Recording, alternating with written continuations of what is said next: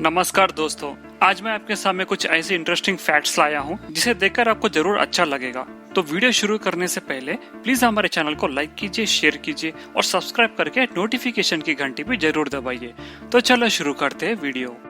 American के CIA department वाले साल 1961 में ऑपरेशन एकोस्टिक किट्टी बोलने का एक प्रोजेक्ट को स्टार्ट किए थे। तो इस ऑपरेशन के मुताबिक बिल्लियों के अंदर इलेक्ट्रॉनिक डिवाइसेस लगाने का काम था। वो इसलिए करते थे ताकि बिल्लियों को एक स्पाइड के तरह यूज करते थे।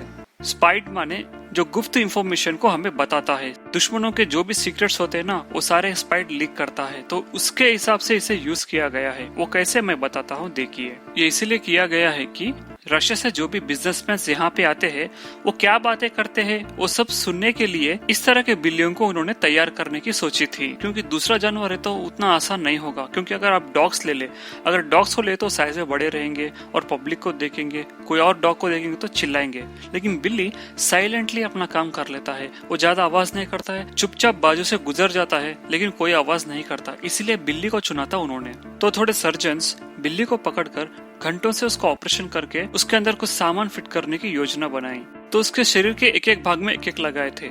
जैसे कि कान के अंदर माइक्रोफोन को लगाए, बॉडी के अंदर एंटीना वायर लगाए और थ्रोट के अंदर यानी गले के अंदर ट्रांसमीटर पावर सप्लाई लगाए थे। तो उसके बालों से माइक्रोफोन तक, वहां से फिर एंटीना तक वायर्स को लगा के इसको चलाए थे। और ये सब चीजें बाहर नहीं दिखे, ऐसा अंदर से इसको सेट किए थे। ये सब करने के बाद उस बिल्ली को कई दिनों तक ट्रेनिंग दिया गया है कि कैसे इंसानों के बीच जाना है, कैसे उनके बातें सुनना है। अगर किसी के पास भी छोड़ेंगे तो उसके सारे बातें सुन के फिर वापस आता है। तो ऐसी प्रकार की ट्रेनिंग दी गई थी उस बिल्ली को। और उस बिल्ली को ऐसी तरह भी ऑपरेशन किया गया है, अगर उसको बीच में कहीं भूख भी लगे तो वो अपना काम किए बगैर दूसरी काम में भटक ना जाए, इसलिए उसको कम भूख लगे जैसे ऑपरेशन भी किए थे। इस तरह उस बिल्ली को पूरी तरह से ट्रेन करने के लिए लगभग 5 साल का वक्त लग चुका था। तो उस जमाने में छोटे छोटे माइक्रोचिप्स को, ट्रांसमीटर को, बिल्ली को ट्रेनिंग देना, ये सब काम करने के लिए लगभग $20 मिलियन का खर्चा हुआ था। $20 मिलियन माने आज के करेंसी में हमारे इंडियन रुपीस में 147 करोड़ रुपए। उतना भारी रकम खर्च किया गया था उस ऑपरेशन के ऊपर। तो फाइनली साल 1966 में बिल्ली पूरी तरह से रेडी हो चुका था ऑपरेशन के लिए। तो ये बिल्ली जहाँ पर भी जाता है, वहाँ जो भी लोग बात करते हैं वो सारा सुनकर वो CIA को ट्रांसफर करता है। तो अब यह बिल्ली किस तरह से काम करता है, इसके लिए CIA वाले एक ट्रायल रन किया गया था। एक पार्क में 2 लोग बैठ के बात कर रहे थे। तो उनके पास इस बिल्ली को भिजा कर वो क्या बात कर रहे सुन के आने को कहा था। तो पार्क में से 2 लोगों के पास जाओ बोल के उस बिल्ली को भिजाया था वो लोग। वो बिल्ली पार्क के अंदर जाने के लिए रोड क्रॉस करते वक्त सडनली एक गाड़ी ने आके उस बिल्ली को ठोक दिया। उससे उस बिल्ली की मौत हो गई। उतना मेहनत करके, इतना ट्रेनिंग देके, इतना खर्चा करने के बाद भी ये ऑपरेशन फेल हो गया।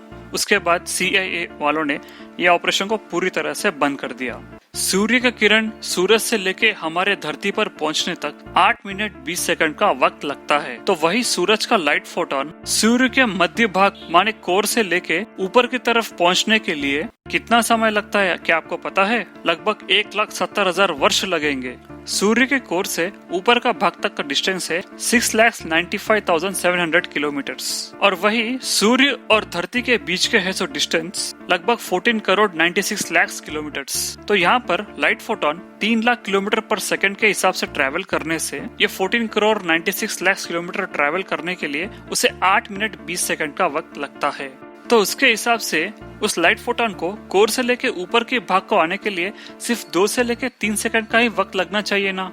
तो क्यों इतने साल लग रहे हैं वहाँ पे पहुँचने के लिए? क्योंकि सूरज से धरती में लगभग 15 करोड़ का किलोमीटर वो 8 मिनट में तय कर सकता है। तो 6,95,000 किलोमीटर पार करने के लिए 1,70,000 साल क्यों लग रहे हैं? इसकी पूरी डिटेल्स मैं आपको डिटेलली बताऊंगा। सूर्य इतना तेज रहने का मुख्य कारण है उसका कोर। वो कोर के अंदर से न्यूक्लियर रिएक्शन होके वहाँ से फोटॉन्स बोलने के उत्पन्न होते हैं। तो इस कोर में रिलीज हुए सारे फोटॉन्स सेकंड को 3 लाख किलोमीटर के रफ्तार से ट्रैवल करते हैं। लेकिन ये फोटॉन्स डायरेक्टली वहाँ पर नहीं पहुँच पाता। कारण ये है कि फोटॉन्स सूरज में है सो एटम्स को डैश मारकर अपना डायरेक्शन को चेंज कर लेता है। थोड़े दूर जाने के बाद और एक एटम को डैश मार के फिर से डायरेक्शन चेंज कर लेता है। इस तरह जगह जगह में एटम्स को डैश मारते मारते वो ऊपर स्थल तक पहुँचने के लिए उसे 1,70,000 साल लग जाते हैं, जो कि सीधी तरीके से आए तो सिर्फ 2 या 3 सेकंड में हो जाता है। माने अब हम देख रहे सो सूरज का जो रोशनी है वो 1,70,000 पहले रिलीज हुआ सो था कोर के अंदर से। प्लांट्स के अंदर जान रहेगा बोल के हमें पता है, और उसी तरह उसे टच करने से या लाइट के हिसाब से वो रिएक्ट भी करते हैं बोल के हमें पता है। लेकिन लेटेस्टली हुए सो एक परिशोधन में प्लांट्स शब्दों को भी पहचानते हैं बोलकर पता चला है। झाड़ के जो रूट्स होते हैं वो पानी के शब्द को पहचान लेते हैं। किस जगह से पानी का प्रभाव होता है तो झाड़ के रूट्स उसी तरफ जाते हैं कते जहाँ पर पानी का शब्द आता है। यूनिवर्सिटी ऑफ वेस्टर्न ऑस्ट्रेलिया में हुए सो एक परिशोधन में ये मालूम हुआ है। उतना ही नहीं, प्लांट्स बोलने के रियल साउंड को भी और फेक साउंड को भी पहचानते हैं कते। इस एक्सपेरिमेंट के दौरान एक तरफ असली पानी का चलना लगाए थे और दूसरी तरफ पानी का शब्द जो होता है ना उसको रिकॉर्ड करके उसके सामने लगाए थे। लेकिन थोड़े दिनों के बाद देखा गया तो झाड़ के जो रूट्स होते हैं ना वो फेक रिकॉर्ड्स की तरफ नहीं बल्कि रियल पानी की तरफ बढ़ने लगे। शायद हम किसी को धोखा दे सकते हैं लेकिन झाड़ को हम धोखा कभी नहीं दे सकते। हमारे दिमाग में से एक बिंदी के जितना स्पेस अगर हम लिए तो उस छोटे से बिंदी के भाग के अंदर लाख के ऊपर के न्यूरॉन्स और उसके बीच 100 करोड़ से भी ज्यादा कनेक्शंस होते हैं कहते। हमारे ब्रेन को समझना कितना डीप की बात है ना। जेंगिस खान एक समय में दुनिया को ही हिला दिए सो मंगोलियन का राजा। वो मरने के बाद उनकी समाधि कहाँ पे है बोलने के बाद किसी को भी पता नहीं लगना बोलकर उन्होंने खुद बोला था, और ऐसा आदेश दिए कि मेरा खबर किसी को नहीं मिलना बोलकर। बोले सो प्रकार ही साल 1227 में वो मर जाने के बाद लगभग 2000 काम वाले और सैनिक उनके अंतिम संस्कार में पार्टिसिपेट किए थे, और वो लोग जमीन के अंदर बहुत गहराई से गाड़ कर उनका शरीर को वहाँ पर दफना दिए थे। उसके बाद वहाँ पे समाधि है बोलने का नहीं पहचाना बोल के कई हजारों से घोड़ों से वहाँ पे खुंदलने लगाए। उतना ही नहीं, वहाँ पे बाजू में एक नदी था तो वो नदी का झरना भी इनके समाधि के ऊपर से गए जैसा रास्ते को बनाए थे। माने जो नदी है अपने एक्चुअल डायरेक्शन को मोड़कर उनका समाधि के ऊपर से जाने लगा, वैसा बनाए थे वहाँ के लोग। तो सब कुछ सिद्ध होने के बाद वहाँ के सैनिक जो काम वाले थे ना जिन्होंने खड्डा खोदा था उन सारे लोगों को मार दिए। उसके बाद एक दूसरों को भी मार लेके अपने आप मर गए। इस तरह जेंगिस खान के समाधि को जिसने भी दफनाया था वहाँ के सारे लोग मारे गए। जेंगिस खान मरकर अब तक 860 साल होने के बावजूद भी उनका समाधि कहाँ पर है बोलने के बाद अब तक नहीं मालूम पड़ा। साल 1968 में चाइना में ये छोटे पक्षी जो होते हैं ना स्पैरो, ये हर साल ये बहुत सारे दाने खाए करते थे। तो उस वक्त ये चीज चाइना गवर्नमेंट को बहुत मुश्किल लग रहा था। तो ये देखकर चाइना के साइंटिस्टों ने बताया कि ये एक चिड़ी साल भर में 4.5 किलो का अनाज खाता है कहकर। इसके हिसाब से अगर 10 लाख चिड़ी 65,000 लोगों के जितना खाना खा लेते कहते। तो अगर इन 10 लाख चिड़ियों को मारा गया तो 65,000 लोगों के खाने को हम बचा सकते हैं बोल के एक हिसाब लगाए थे। उससे चाइना का गवर्नमेंट तुरंत ही एक एक्शन लिया था, वो था स्पैरो कैंपेन। इस कैंपेन के अनुसार चाइना के प्रजा दिखे सो हर चिड़िया को मारना होगा। तो इससे लोग टूट पड़े इस चिड़िया को मारने के लिए। तो उसे मारने के लिए या भगाने के लिए लकड़ियों से हकालना, बड़े बड़े साउंड्स करना, उसको डरा के धमकाते थे। तो वो चिड़िया झाड़ पे नहीं बैठे जैसा उधर इधर घूमते घूमते थक कर आखिर भूखे कार्य मारे जाते थे। इस तरह कई लाखों के चिड़िया नीचे गिरकर मारे गए। स्कूल के बच्चे, ऑफिसर्स, बिजनेसमैन जो भी हो, झाड़ों पर है तो चिड़ियों के नेस्टों को भी नष्ट करके वहाँ के छोटे छोटे पिल्लों को मार दे के अंडे भी फोड़ दिए थे। उतना ही नहीं, जो भी ज्यादा चिड़ियों को मारता है उसको स्पेशल इनाम भी देंगे बोल के गवर्नमेंट ने अनाउंस किया था। तो लोग और पागलों की तरह इन चिड़ियों के पीछा कर करके उन्हें मारने लगे। इस तरह यह कैंपेन थोड़े दिनों तक चला। तो इस कैंपेन में चाइना ने लगभग 60 लाख चिड़ियों को मार चुका था। लेकिन असली कहानी तो अब शुरू होने वाली थी। ये चिड़िया ना रहने के कारण खेतियों को नाश करने वाले कीड़े बहुत ज्यादा मात्रा में उत्पन्न होने लगे। उससे लगभग सभी प्रकार के खेती बाड़ी कीड़ों से नष्ट हो गए, क्योंकि इन कीड़ों को वो पक्षियां खाते थे। अब वो पक्षियां नहीं रहेंगे तो इन कीड़ों को कौन खाएगा। तब जाके चाइना वालों को अक्ल आया कि जो काम वो लोग किए थे वो सरासर गलत था। लेकिन तब तक बहुत देर हो चुकी थी। उस वक्त ऐसे सारे खेतों को कीड़े लगकर पूरे खेती बाड़ी को नष्ट कर चुके थे। उससे वहाँ पर बहुत सूखा पड़ गया था और चाइना के अंदर भूख के कारण 4.5 करोड़ लोग मारे भी गए। ऐसा 3 साल तक हुआ, साल 1958 से लेकर 1961 तक। तो चाइना इस नुकसान को भर्ती करने के लिए सोवियत यूनियन देश से चिड़ियों को इंपोर्ट कर लिया। प्रकृति से खेल लिए तो उसका परिणाम इसी तरह रहेगा हमको। तो save birds save world. Germany में फ्यूगरी बोलने का एक गांव है। इस गांव में घर का रेंट कितना है मालूम? सिर्फ $1 एक साल में। माने हमारे इंडियन करेंसी में सिर्फ 72 रुपए एक साल के लिए। कितना चीप है ना। तो इतना सस्ता ले रहे बोले तो शायद आप सोच रहे होंगे रूम छोटे होंगे, लेकिन नहीं, डबल बेडरूम जितने बड़े बड़े रूम्स है।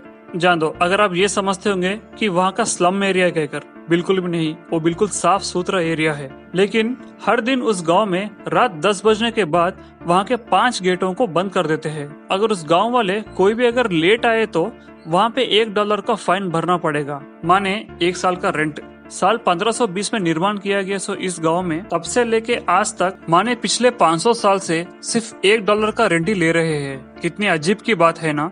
हमारे शरीर में है सो कलेजा ही टूटने के बाद भी अपने आप ही फिर से बन सकता है पूरी तरह। फॉर एग्जाम्पल, हमारे कलेजे में से 70% कलेजे को अगर हम खो भी दिए तो बचे सो 30% कलेजे से फिर से दोबारा 70% उत्पन्न होगा, माने 100% उत्पन्न होगा। उतना ताकत होता है कलेजे में। साल 1965 में एलेक्स रिचर्ड बोलने वाला एक व्यक्ति BBC चैनल में आने वाला द गुडीज बोलने वाला एक कॉमेडी शो देखते देखते 25 मिनट तक बिना रुके हंसते हंसते वो हार्ट अटैक आके मर गया। ज्यादा देर लगातार हंसने की वजह से ये मारा गया बोल के डॉक्टर्स ने बताया था। उसी तरह मुंबई में है सो मंगेश गोगल बोलने वाला एक लड़का ग्रैंड मस्ती सिनेमा देखते देखते बहुत ज्यादा मात्रा में हंसते हंसते हार्ट अटैक आके मर गया।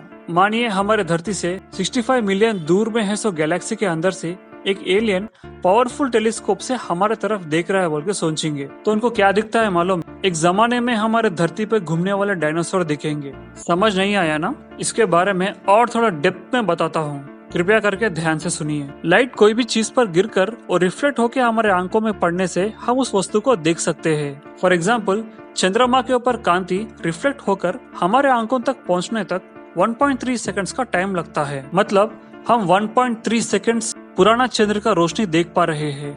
उसी तरह सूर्य से हमारे धरती पर लाइट आने के लिए लगभग 8 मिनट 20 सेकंड का वक्त लगता है। माने 8 मिनट 20 सेकंड का पुराना सूरज का रोशनी को अब हम देख पा रहे हैं। और ज्यादा समझ में आने के लिए मैं एक और एग्जांपल बताता हूँ। फॉर एग्जांपल, रहते रहते सडनली सन गायब हो गया समझेंगे हमारे सोलर सिस्टम से। लेकिन सन गायब होते कि हमें नहीं दिखेगा, वो सन गायब होने के बाद 8 मिनट 20 सेकंड के बाद हमें गायब हुए सो दिखेगा। क्योंकि जो भी हम जितना भी दूर से कोई भी चीज दिखते हैं वो रियल टाइम में नहीं होता। उसी तरह रात के अंधेरे में हम देख रहे सो तारे, जो सबसे चमकीला तारा होता है ना, सिरियस, वो तारा हमारे धरती से 8.6 मिलियन लाइट ईयर्स दूरी में है। फॉर एग्जाम्पल, आज रात आप सिरियस नक्षत्र को देख रहे समझेंगे। आज आप देख रहे सो उस नक्षत्र का जो रोशनी है वो आज का नहीं बल्कि 8 साल 6 महीने पीछे का है। माने वो लाइट 8 साल 6 महीने वहाँ से ट्रेवल करके यहाँ तक पहुँचा है हमारे आंखों तक। इतना समय क्यों लगा बोले तो लाइट सेकंड को 3 लाख किलोमीटर के रफ्तार से आगे बढ़ता है। माने हम जितनी दूर की वस्तु को देख रहे तो उतना पीछे का दृश्य देख रहे जैसा। उसी प्रकार से हम अगर देखा गया तो हमारे धरती से 65 मिलियन लाइट ईयर्स दूरी में है सो NGC 4845 बोलने वाला एक गैलेक्सी है। अगर हम समझेंगे उस गैलेक्सी के अंदर से कोई भी एलियन अगर सुपर पावरफुल टेलीस्कोप से हमारे धरती की तरफ देखे तो उनको क्या दिखेगा मालूम? एक जमाने में हमारे धरती में घूमने वाला डायनासोर ही दिखेगा। क्योंकि हमारे धरती में 6.5 मिलियन ईयर्स पहले डायनासोर्स घूमते थे, इंसान नहीं। इसीलिए उनको डायनासोर दिखाई देंगे। माने अगर अब है सो हम उनको दिखना बोले तो और 65 मिलियन ईयर्स उनको वेट करना पड़ेगा। क्योंकि अब है सो रोशनी वहाँ तक पहुँचने तक उतना समय लगता है। माने 6 करोड़ 50 लाख साल के बाद हम उनको दिखेंगे। मैं समझता हूँ कि ये बात आपको समझ में आ ही गया होगा। तो फ्रेंड्स, ये था आज का वीडियो। अगर आपको हमारा वीडियो पसंद आए तो प्लीज हमारे चैनल को लाइक कीजिए, शेयर कीजिए और सब्सक्राइब करके नोटिफिकेशन की घंटी भी जरूर दबाइए ताकि आने वाले वीडियो की नोटिफिकेशन आपको मिल सके। तो अगले वीडियो के साथ फिर मिलेंगे, तब तक के लिए धन्यवाद।